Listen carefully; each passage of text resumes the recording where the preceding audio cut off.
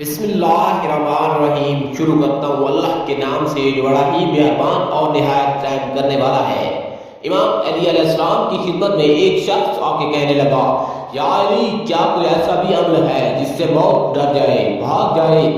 بس یہ کہنا تھا۔ امام علی علیہ السلام نے فرمایا، ہاں، اس زندگی میں ایک ایسا عمل ہے جس سے موت بھاگ جاتی ہے، ڈر جاتی ہے۔ وہ کہنے لگا، یا علی علیہ السلام، وہ عمل کون سا ہے؟ امام علی علیہ السلام نے فرمایا، وہ عمل اپنے عزیز و اقارب سے اچھا سلوک اور اپنے والدین کی خدمت کرنا ہے۔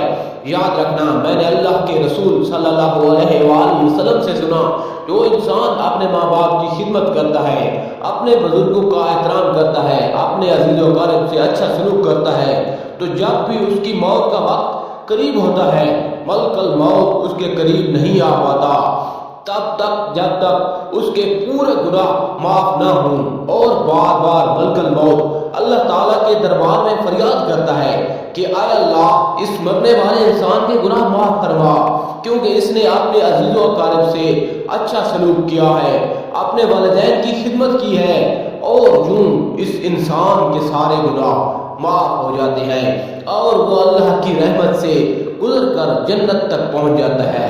سبحان اللہ دوستو، اللہ پاک ہمیں بھی اپنے والدین اور عزیز و اقارب سے اچھا سلوک کرنے کی توفیق عطا فرمائے، آمین۔